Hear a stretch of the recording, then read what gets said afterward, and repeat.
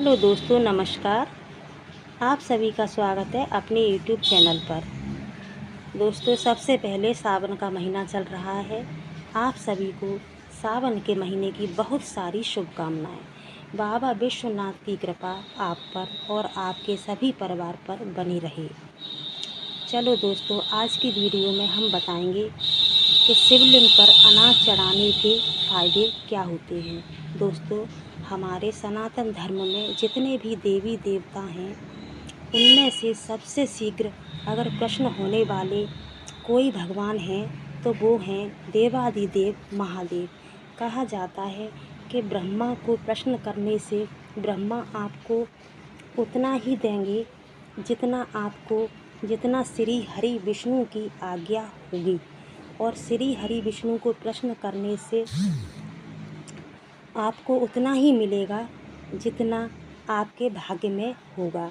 लेकिन अगर कोई भक्त महादेव को प्रश्न कर ले तो महादेव जब देते हैं तो वो आगे पीछे कुछ नहीं सोचते, वो अपने भक्त की झोली भर देते हैं। ऐसे हैं हमारे देवों के देव महादेव। तो चलिए जानते हैं कि वो अनाज कौन से हैं जिन्हें हम पूजा में सावन के महीने में शामिल करके भोलेनाथ को प्रसन्न कर सकते हैं। महादेव पर अनाज में सबसे पहले चावल, लेकिन चावल के दाने टूटे हुए न हों। वो महादेव पर अर्पित करने से घर में और जीवन में लक्ष्मी का वास होता है।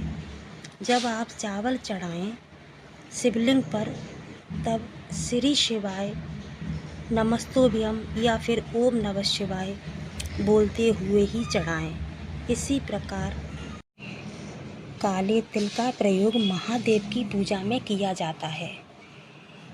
काले तिल गाय के दूध में डालकर फिर महादेव का इससे अभिषेक किया जाए तो इससे पितृदोष हो या शनि संबंधित दोष हो, ये सभी दोष समाप्त होते हैं। इसी प्रकार भोलेनाथ की पूजा में जौ का भी बहुत महत्व होता है। सावन के महीने में महादेव की पूजा में आप महादेव की शिवलिंग पर जौ चढ़ाते हैं तो इससे आपके जीवन में सुखों का आगमन होता है।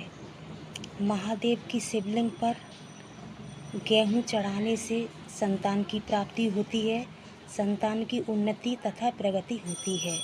यदि महादेव के शिवलिंग के ऊपर हरे मूंग के दाने चढ़ाते हैं तो इससे महादेव की कृपा से घर में सुख शांति रहती है और जीवन में खुशहाली आती है।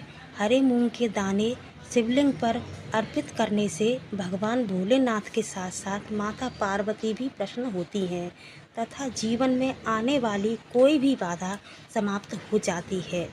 ठीक इसी प्रकार महादेव के शिवलिंग बाजरा अगर चढ़ाया जाए तो इससे भक्तों को धर्म, अर्थ, काम तथा मोक्ष की प्राप्ति होती है।